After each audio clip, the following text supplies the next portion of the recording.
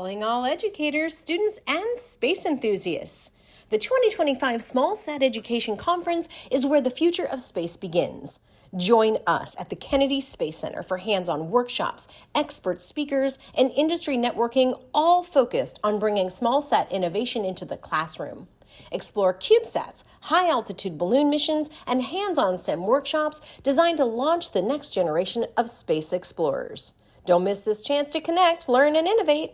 Visit smallsateducation.org to register today. You can find a link in the show notes.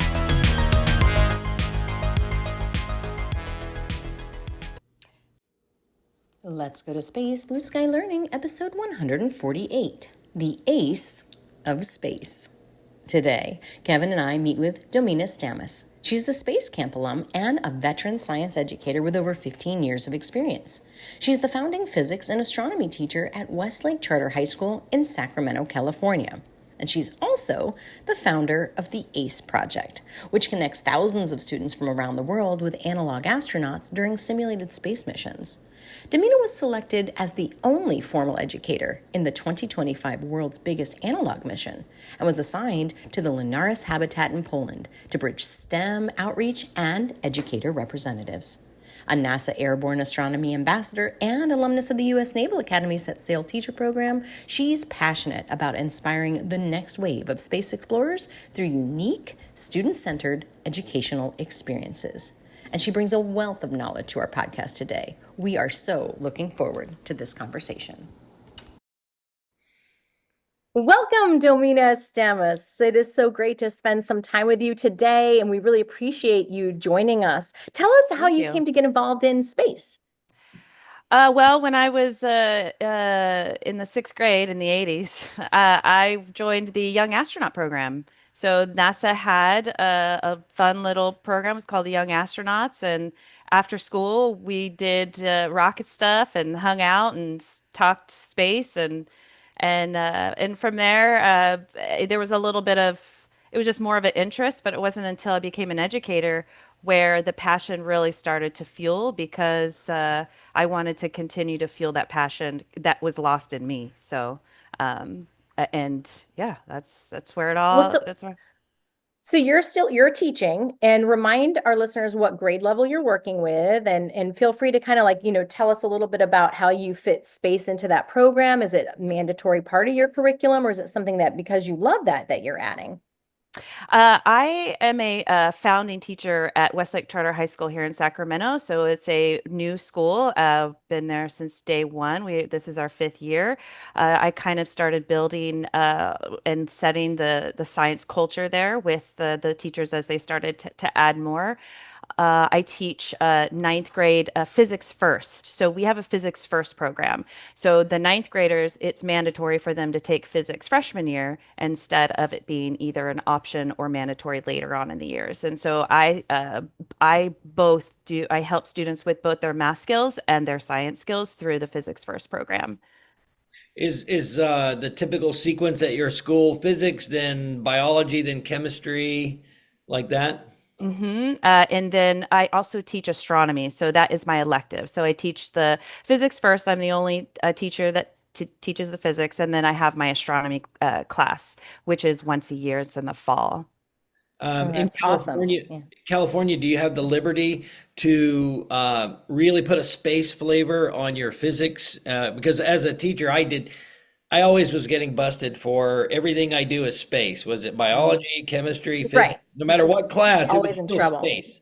Is Um, that similar, or in some way did you find I that? think, yeah, I think in California, it's not necessarily a state thing, but more of the local organization. So some districts are all about it. I am actually at a charter school, so my admin is very supportive on fueling the passions of their educators, and so they see that passion in me, and they are like, "You go for it." So they pay for my Seek registration. They are super supportive in my space passion because when the passion of a teacher comes out, students see that and they either A, get passionate about space too, or they realize, wait a minute, I want to pursue what I want to be that. I want to pursue that and whatever it might be. So the admin is very supportive in the space Cool. world for me. Um, were you at Seek this past year?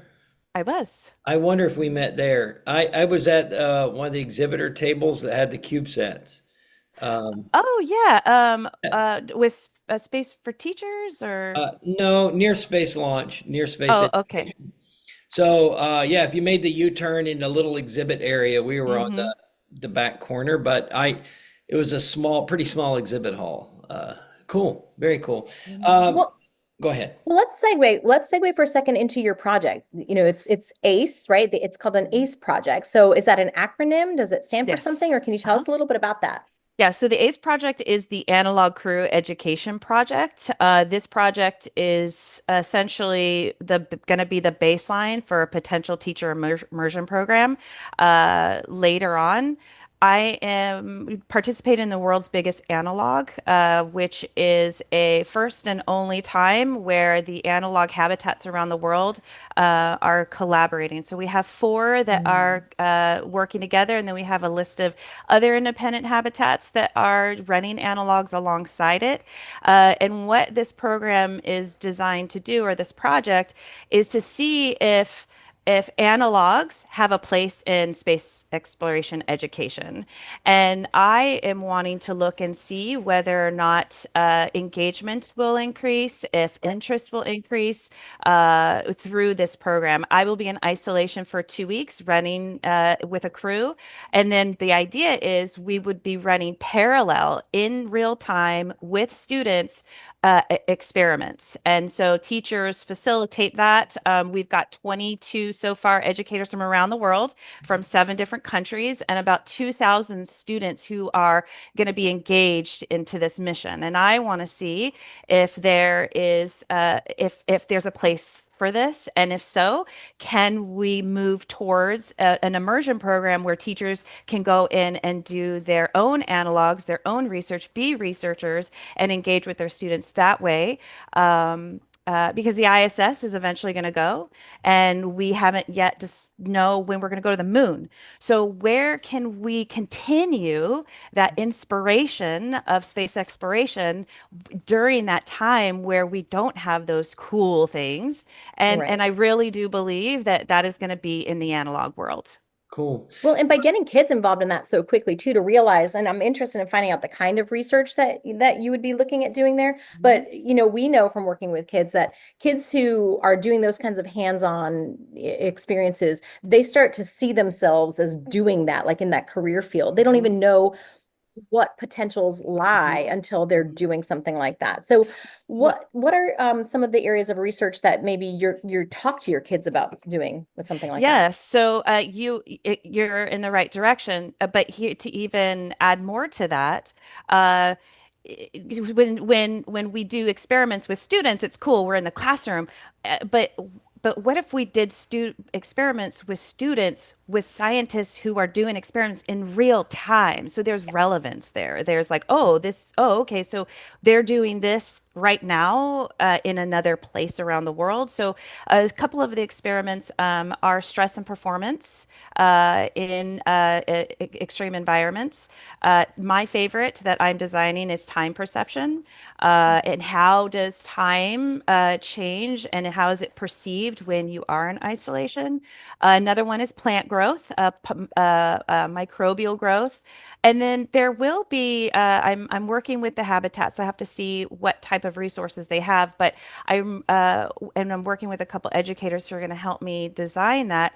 But having students say, hey, this is an environment where we can research anything and potentially design as well. I will be in the habitat in Poland. We have a 3D printer. Oh, wow. So I was thinking that maybe students can design products and then I go print them in the hab and use them and test them in the habitat and then give feedback to the students, say, Right. hey, thanks for that thing that you let me print and test. Well, it's So like the there's, Hunger Games, right? Where the viewers would, I don't know if you're familiar, where they would like send in the uh-huh. gifts to the people there. And Yes, yeah, that's yes. awesome. Yeah, So, it is. Yeah.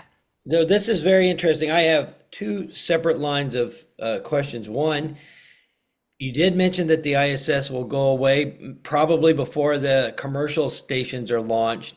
Do you see? I see great opportunities for those type of isolation analog experiences with caves, especially with time perception in caves without Mm-hmm. light. Caves, the ocean floor, and in Mm-hmm. Antarctica. Would you agree that those are great places that we could do analogs? Oh yeah, there's one. Yeah, there's one in Spain called Astroland, and it's this awesome cave. And they unfortunately could not participate in the world's biggest analog, but that doesn't mean that they can't in the future with educators. And Right, they go in a cave, and I mean these habs around the world are really really amazing. And here's another thing too. Uh, Yes, CubeSats are cool. Yes, 3D printing is cool. Yes, robotics is cool. But if we're really trying to go into space and actually create astronauts, we have to include those human factors. of And course. how can we get students interested in the psychology of it? So what ends up happening is when you engage in analogs with students, you can potentially open up more a job interest in the space field and that's what we're trying to do. We're trying to build interest in the space field, expand it, support it, create it, and we can't do that just with technology. We Right, have to include human factors. right. Did Are you aware of the Wally Schirra kerfuffle on Apollo 7? No. Or the Skylab rebellion.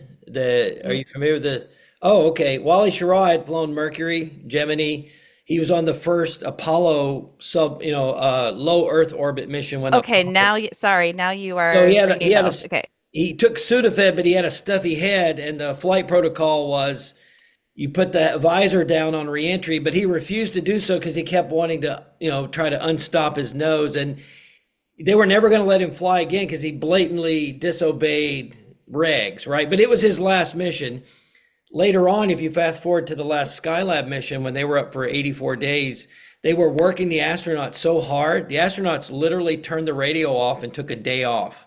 They literally rebelled. So that made, I know that was a real tipping point for the human factors of Mhm. you can't just run these test pilots like robots, right? So I Mhm. agree with that. And secondly, my question to you is your analog experience, are you in Leo? Are you on the moon or Mars? Because that would necessitate like a time Mhm. lag, perhaps, with your Mhm. experiments. Could you elaborate on that, please? Yeah, so the habitats that are participating, there will be Martian, lunar, and space station in transit. So all of those simulations will be working together on solving problems across those habitats. So, for instance, can the lunar base solve problems for those that are on Mars, and including those time lags, all that? So, in the 2 weeks that we will be collaborating and working together, Mission Control, which will be in Vienna, they will be running simulations and solving problems that we all will be working together and just seeing. This has never been done before. So I don't have a lot of like information because this has never been done before. Yeah. So we will be able to look and see how can the Martian base solve problems for those on the moon?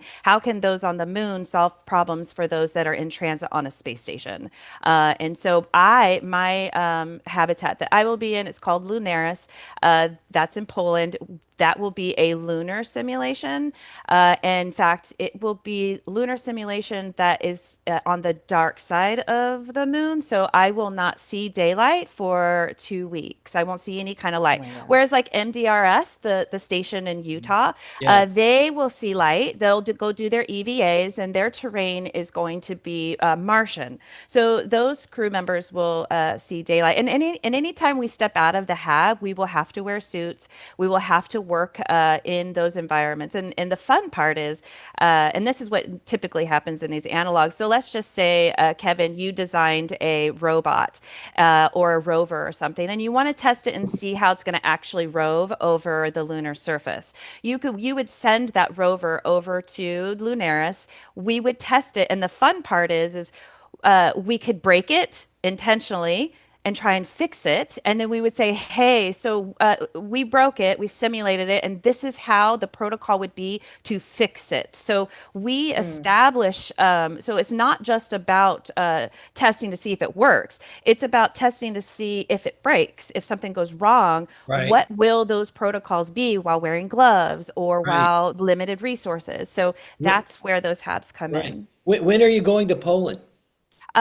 So the mission is October. So we go, we ingress or ingress October 13th, and we Oh, egress October 26th.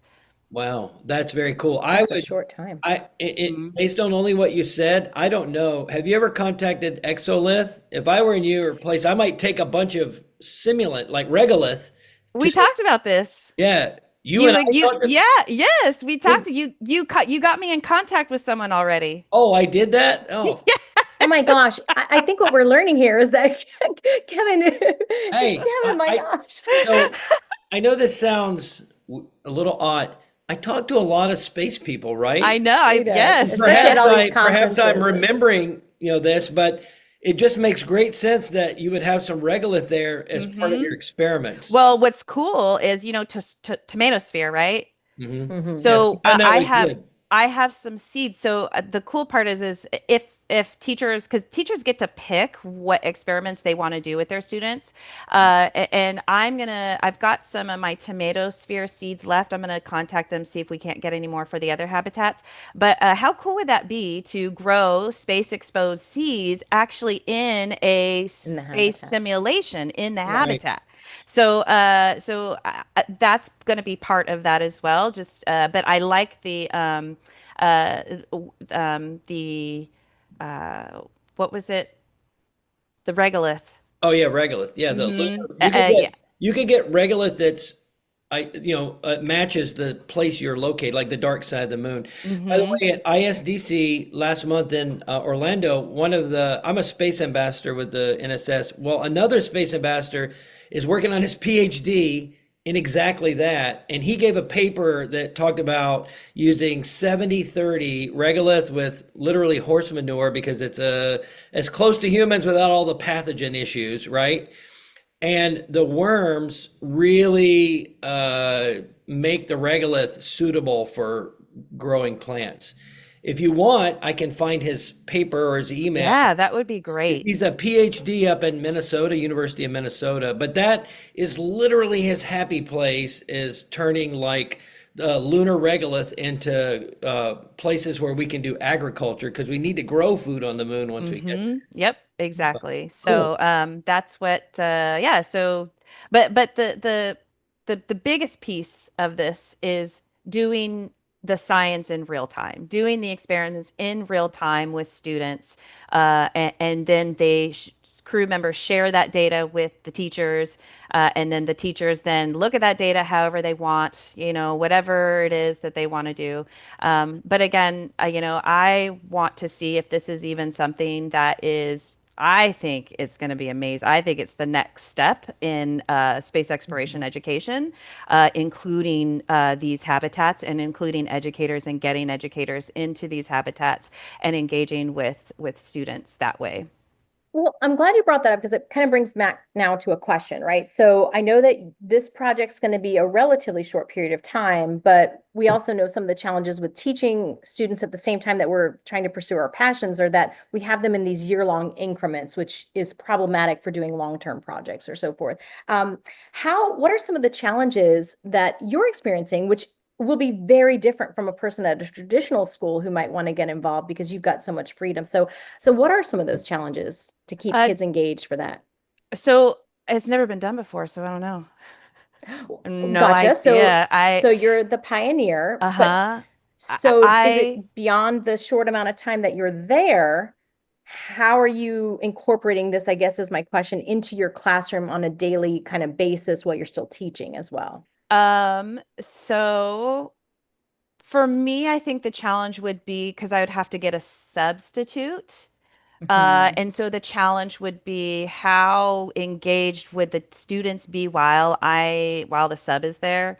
Yeah. Um, uh, I I know that my students will, at least mine, are going to be engaged, just because I know how I can do that with my students.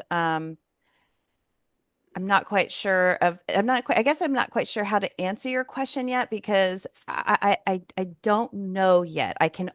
Right. I can only think of Well, and those that's with you and your challenges. students, but I'm thinking hmm like as you talk about, having other teachers come in and do something. So I would the hope say is that after this funding, I program, would right? say Yeah. funding and support from Right. admin because they would be gone for so long.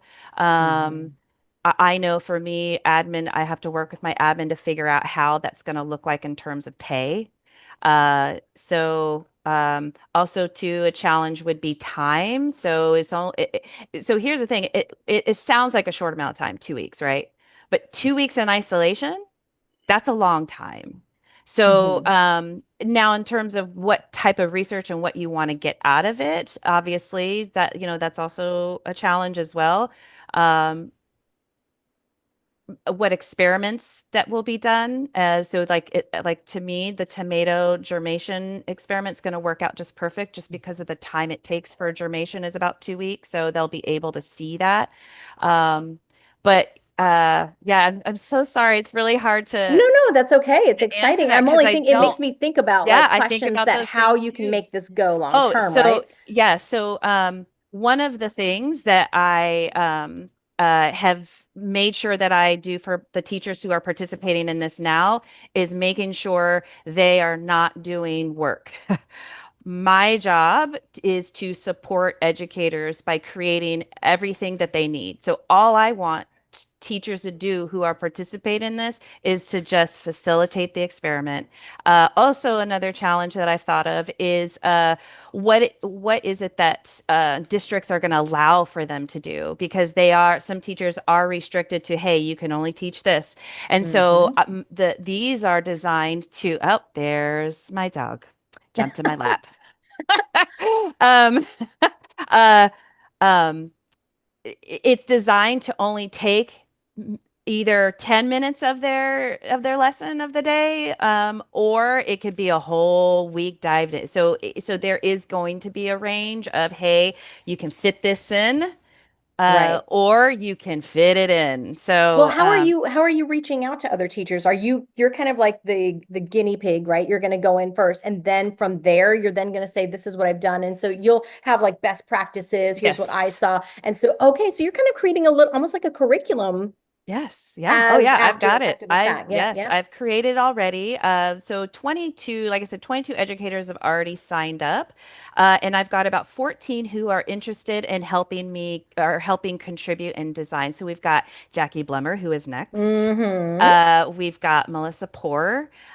We've got Bev. We've got Oh yeah, I Jill. love her. We've got a lot of Jill Weaver, educators. Bev Barakian, Jill. Uh-huh. Yes, of Yep. course. Yep. Oh, So we've got yeah, you really hit the good ones. The I know, LSI. and I've been meeting with them, and they are so excited, and the ideas that they have, and I've told them like, I don't want to be the only one doing this because I don't. I want to take teachers with me. I want to trailblaze with teachers. I want hmm teachers to be a part of this, and I want their names when I submit this for research. I want a big old list of teachers that have contributed Right. to this. I would So. agree. Yeah. Yeah, so I am really, really excited to do that and help support them. So the idea is again to make this as simple as possible for teachers hmm and just have a good time and Did you do the align? science. Did you align anything maybe like to NGSS or Nope, California standards? Good for nope. you. Okay. Good. No, I I like mean, that. I know it's not a popular response from a teacher, but I feel yeah. like if good I'll listen. practices are easily S- applicable. I So so I the practices are in there. mhm. It's Yeah. not explicit, and I could put that in there, No need. but A I teacher can adapt that if their admin yep. requires it. I How I know that you have a website, and I know how can teachers who are listening today, right? Or even kids who are listening going, wow, I want my teacher to do something like this. How can they find out more? So I don't have a website, but I do have a like an overview link that I could give you. Also, anybody can reach out to me at analogcreweducation@gmail.com. There's also an application. That application deadline is on Tuesday, July 15th. I just have to see how many teachers are wanting to do this, and I've got to pair them with a crew member and whichever experiments that they want. So I want to have everything all sorted out by the Mhm. time my school. So I've been working really hard all summer. Yeah. I want everything sorted and laid out by the time I start work because I am also teaching and I'm also leading these teachers to go do things, and I have to also take care of myself as well. Right. So Right. I have to put boundaries and limits on things. So the application the deadline is on Tuesday, and in the overview there should be a link to that Okay. application. And if you send that, as a follow-up, just send that. We'll put it in the show notes. This should air pretty quickly. In fact, we're kind of batching a few. So, send it this weekend and before it'll probably be airing on Monday, Also, or too, or the following Monday. yeah, people can follow me on LinkedIn, and then just Mhm. kind of see where the project's kind of going. And Okay. then the idea is I'm going to take that data, see how effective it is, and then I'm going to start reaching out for grants. And I want to get teachers in analogs, and so then teachers can start applying for that and just seeing where things. But again, I don't even know. I mean, for all I know, this may be a Right. flop. I have no No, it's idea, going to be Yeah. but great this with is going to someone who be Well, as much fun. passion as you that's have. It's not going to be a flop. yeah, that's why you experiment. I can literally empathize with the struggles of you got so many variables there that are compounding. Like your kids are going to miss you for 2 weeks. So I know your school is got like, well, what about our kids and and then um and then the having the turnkey solution is like I think one of the better things that you're like your selling point because as you and I both know, we all know that teachers are overburdened with the minutia of their jobs. I had a question. Who is funding this multinational effort? Is it ESA? Because I got a feeling NASA may not be a part of this. Who's supporting this? Is it ESA? It's self-funded. Really? All the All the crew national members are effort? self-funding. Wow. I have been reaching out for sponsors and stuff, but that was not something I want to discuss with Mhm. teachers. So I that is not I guess it's not a talking point that I want to because I don't want them thinking that I'm asking them for money. Right, right, Right, right. right, right, right. But it is self-funded, and I have been trying to get sponsors. We are all crew members are out looking for that. We have areas on our flight suits where we would have like logos and patches Oh, and things yeah. like that of people who sponsor. Smart. But it is self-funded on across the whole entire board. Okay. My question is like that facility you're going to in Poland, is that something you had to rent or is like an academic institution allowing you to use it? How about your facilities? How are they what's the who's the owner, I guess? Depends. So these habitats have functioned independently up until now. Mhm. The facilities that we are working with, they are private, NASA has, I'm pretty certain, has used MDRS at some point. Yeah. ESA has used Lunares multiple Okay. times. So I'm pretty certain. Right. But they are facilities that researchers do rent out and say, hey, I want to test this one thing. I'd like to get a mission going. And Okay. so they do have that open. And I have ideas of how we could use those facilities for teachers. But again, that is, for a discussion to talk about You know, after. yeah, I could easily see that you have success at this event in October, but eventually you get enough momentum where you could find or build your own location. And that way you could do it in the summertime where you would not have like you could do some isolation work without interfering with the school year. I know you get Right. less or different student participation in the summer, but it really makes the teaching year Yes. less stressful for your administrator, right? That is, yep, that is on my list of possible directions that this could go. And but we'll see how the WBA that how that ends up turning out, and then potentially designing again, being able to put teachers in there and doing research and being space exploration scientists in those Mhm. habitats. Kevin, I'm thinking you could talk with her offline about the whole Hawaii idea that you had with a camp and the habitats there when you were High working with the seas. girl in Hawaii. No, well, I know a young Like, a lady that runs one of the engineering labs there at Manoa where they build the CubeSats. But what I'm thinking is the Big Island of Hawaii has like 11 microclimates, that's what I'm and talking about. Mhm. I Yeah. mean, and there's a high desert. You know, it snows over There's an analog there high is. seas. Yeah. Right. Hmm. So that's what I'm thinking. Like there are so many opportunities, but I really want to, applaud you. I think that we talk to a lot of people, and one of the common grounds that we see is that people love what they're doing. And that, of course, lends itself to then bringing that to the classroom.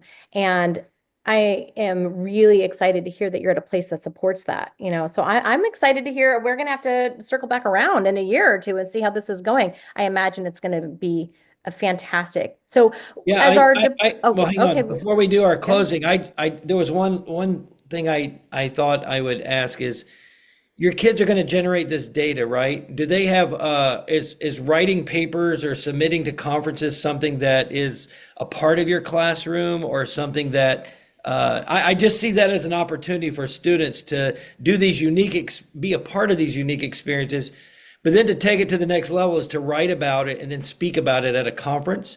And I would Hmm. encourage you to have your kids write and submit to the International Space Development Conference. I think it's in LA next year, or, Okay. or DC, but it goes to LA, and that would be a way for them to showcase their work in a way. There's also an analog science journal. Oh, Exactly. I got to So Yeah. look for they that. were they had calls for proposals. So I've written an abstract, and that is an idea that I mean, there's the amount of where all this can go Can is go is huge. so. Yeah. Every time I talk to someone, they always have like, "What about this?" I'm like, "Yes." Well, Oh, now I'm thinking she has to go to the end conference too. We just got back from this educational conference in Budapest, but next year it's going to be in Portugal. And the amount of teachers internationally who are also super excited about space education in general, or just education looking for new ideas, it's a pretty good venue. But oh, I nice. know you're Yeah, right. yeah. It's There's this your just bigger problem so is how do you much. streamline it?